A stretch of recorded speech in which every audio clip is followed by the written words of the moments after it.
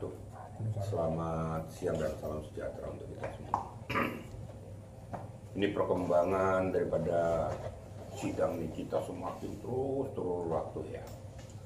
Tapi dengan situasi ini kan ada juga bertanya tentang kenapa kok lama sekali. Terus batas waktu penahanannya itu berapa lama gitu kan. Perlu saya tegaskan kepada kita semua itu batas waktunya itu 365 hari.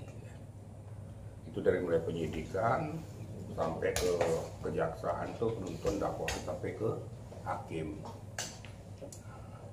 Kalau itu terlampaui ya berarti harus lepas demi hukum. Itu nggak boleh gitu kan. Nah, itu salah satu di antara saya sampaikan dulu. Kemudian yang kedua, ini bergulir kemarin tentang masalah permintaan daripada pihak Nikita untuk memunculkan BPOM sebagai ahli ya. Ingat, BPOM ini sebagai ahli, dia ahli di bidang satu, mungkin skincare, mungkin makanan dan minuman ya, yang bermasalah ataupun kadar-kadar yang layak dan tidak layak yang bisa disetujui oleh BPOM. Namun pada saat diminta oleh pihak Nikita, itu ditolak oleh pihak BPOM. Kenapa ditolak? Perlu sampaikan kepada seluruh media juga bahwa BPOM itu adalah lembaga negara. Jadi tidak bisa diminta perorangan dia untuk menjelaskan sesuatu. Jadi kalau lembaga negara itu yang minta juga lembaga negara juga. Nah, kalau seandainya hakim yang meminta atas nama negara, itu akan dia menjelaskan atas nama negara. Karena dia kan kalau sudah menjelaskan dari BPOM itu harus berdasarkan undang-undang. Jadi nggak bisa kalau ahli-ahli yang pribadi-pribadi itu beda. Tapi kalau sudah diminta lembaga negara harus melalui lembaga negara. Itu kira-kira. Jadi sehingga nggak usah berasumsi atau berpikiran, berkonotasi, kenapa kok ini kita ditolak? Bukan salahnya nih kita, tapi memang ada aturan mainnya. Ada ketentuan undang-undang yang mengatur, ada regulasinya, sehingga dengan tidak memberikan keterangan lembaga daripada BPOM itu memang seharusnya.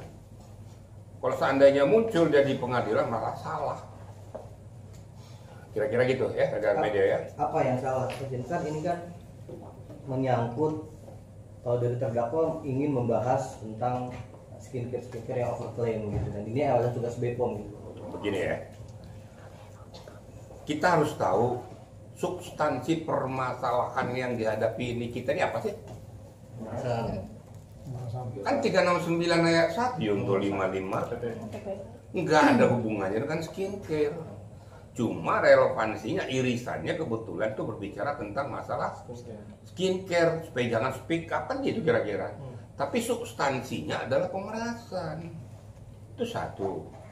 Yang kedua, mau apapun itu yang dihadapkan di pengadilan, karena saya katakan tadi itu BPOM ini lembaga ada aturan mainnya, ada regulasinya. Jadi kalau diminta untuk menjelaskan sesuatu atas permintaan negara juga, lembaga juga. Kalau lembaga penegak hukum, andai mau diminta oleh pihak kepolisian bisa, diminta pihak kejaksaan bisa, tapi dia berbicara atas dasar negara. Kehakiman mau dihadirkan substansinya apa, menyangkut apa? Ya nggak mungkin lah, ini kan substansinya menyangkut pemerasan kok yang diminta masalah skincare, kan nggak nyambung. Nah, kalaupun yang kemarin tuh dihadapkan di sidang pengadilan, paling senyum-senyum aja saya. Apa hubungannya kalau tuh overclaim segala macam dihadirkan di sidang pengadilan? Kan nggak nyambung. Makanya silakan saja katanya kan. Dia cerita lah tuh beberapa saksi tuh masa overclaim gini tentang skincare-nya, bahwa ternyata bermasalah segala macam. Loh, kita lihat substansinya gitu loh. Jadi jangan sampai menyimpang dari substansi. Namun demikian kan hakim kan cukup netral ya. Daripada nanti dikatakan ada keberpihakan, dihadirkan saja, silakan saja. Tapi tidak menyangkut kepada substansi permasalahan. Yang saya mau itu sebenarnya dari pihak daripada kita kalau menghadirkan saksi data fakta yang menyatakan bahwa dia itu tidak melakukan pemerasan. Bagaimana caranya? Itu yang harus diperkuat, jangan cari-cari yang lain-lain. Sehingga dengan data, fakta, bukti yang dimiliki oleh saksi adecar atau saksi yang lain bisa menguatkan dia punya komposisi. Nah, kemarin kan berbicara tentang masalah wan prestasi lagi kan. Tapi saya sudah jelaskan bahwa menghabis-habiskan waktu. Karena wan prestasi yang dikatakan itu tidak mengena pada unsur permasalahan. Biarkan saja dulu bergulir sidang pengadilan sampai di batas akhir. Kalau memang nih kita nanti dimenangkan, dia bisa melakukan gugatan. Kalau saya menyarankan bukan gugatan wan prestasi, gugatan PMH, perbuatan melawan hukum. Nah, situ kan juga sama aja, bisa aja nanti minta dia ganti ruginya, baik moral maupun material, termasuk immaterial kan gitu. Itu kira-kira rekan media ya. Jadi skincare ini kan masuk dalam BAP ya. Perlu ditelusuri juga sih kalau dalam sidang itu kalau siapa ada di BAP ini. Begini ya. Saya katakan tadi di substansi permasalahan ya. Yang diangkat di sana kan 369 ayat 1 Yunto 55 TPPU. Nggak pernah diangkat masalah undang-undang kesehatan. Jadi tolong kita juga mencermati, kebetulan aja Reza Gledis ini bergerak di bidang bisnis alat-alat kesehatan.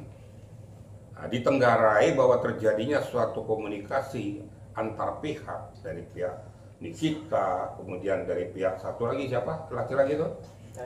Mail sebagai fasilitatornya kepada yang bersangkutan.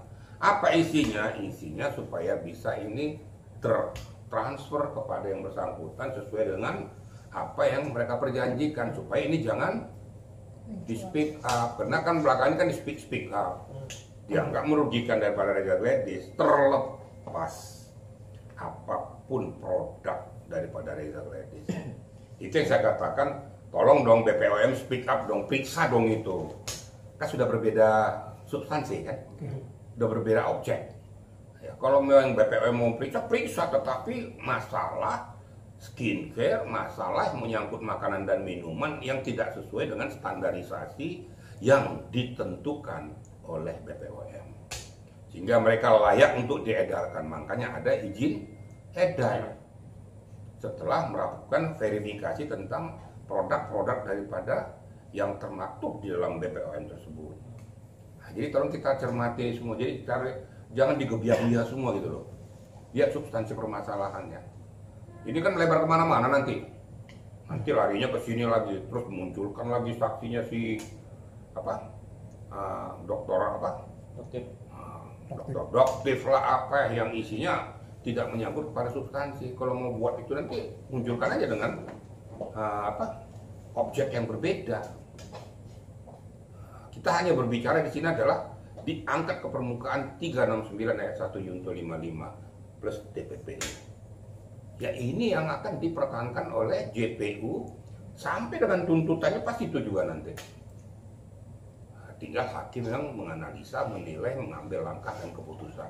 Itu kira-kira ya. Berarti Irjen mendukung ya kata keputusan BPOM untuk tidak menolak jadi saksi itu.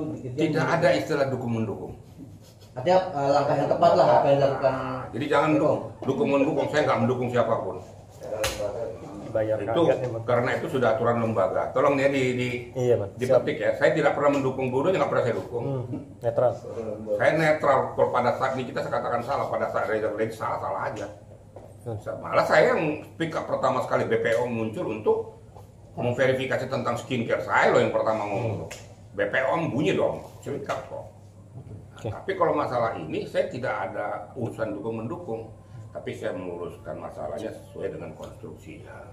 Sekali lagi, BPOM tidak bisa sembarangan memberikan keterangan tentang sesuatu yang di luar daripada aturan main sesuai dengan regulasi yang ditentukan oleh negara. Kalau mau minta, BPOM itu yang minta adalah lembaga negara.